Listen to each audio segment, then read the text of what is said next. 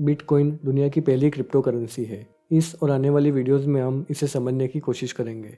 31 अक्टूबर 2008 को Satoshi Nakamoto द्वारा एक वाइट पेपर पब्लिश किया गया जिसका नाम था Bitcoin a peer to peer electronic cash system. Satoshi Nakamoto कौन है यह किसी को नहीं पता। यह एक व्यक्ति या डेवलपर्स का ग्रुप भी हो सकता है। यह वीडियो उस वाइट पेपर और इंटरनेट पर अवेलेबल इसके एक्सप्लेनेशन की स्टडी करके बनाई गई है, जिसका लिंक आपको डिस्क्रिप्शन में मिल जाएगा।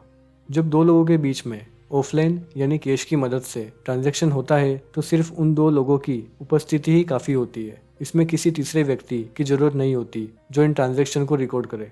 लेकिन जब बात ऑनलाइन ट्रांजैक्शन की आती है तब इसमें बैंक या कोई प्राइवेट फाइनेंस कंपनी जैसे फ़ोन पे या पेटीएम ट्रस्टेड थर्ड पार्टी के रूप में ऐड हो जाती है। इनका काम ट्रांजैक्शन को वैलिडेट करना और उसका रिकॉर्ड रखना होता है, यानी दोनों की अकाउंट डिटेल सही है या नहीं और जो पैसा भेज रहा है उसके अकाउंट में इतना पैसा है या नहीं। अब बात आती है कि इन ट्रस्टेड थर्ड पार्टी की ज़रूरत क्यों पड़ी।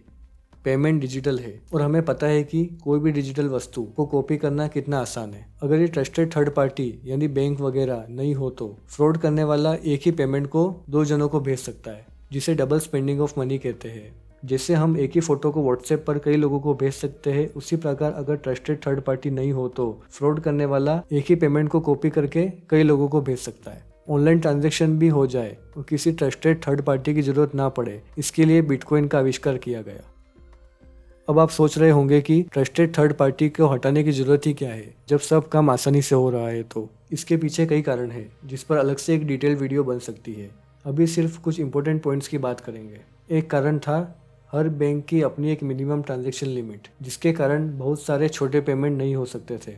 दूसरी प्रॉब्लम थी ट्रस्ट मॉडल में सही तरह से ऑनलाइन ट्रांजैक्शन हो जाए, इसके लिए हमें इन थर्ड पार्टी पर और इन थर्ड पार्टी को हम पर ट्रस्ट करना होता है। कस्टमर को वेरीफाई करने के लिए बैंक बहुत सारी पर्सनल इन्फॉर्मेशन की डिमांड करते हैं। केवाईसी तो आपको पता ही है। और ये सारी इन्फॉर्मेशन इनके सर्वर में स्टोर होती है और जनरली ये सर्वर सेंट्रलाइज्ड होते हैं, यानी सारी इन्फॉर्मेशन एक ही जगह पर स्टोर होती है। कस्टमर के सारे पर्सनल डेटा का कंट्रोल इन्हीं के पास होता है और इसके अलावा हैकर्स के अटैक से डेटा लीक होने का खतरा भी होता है।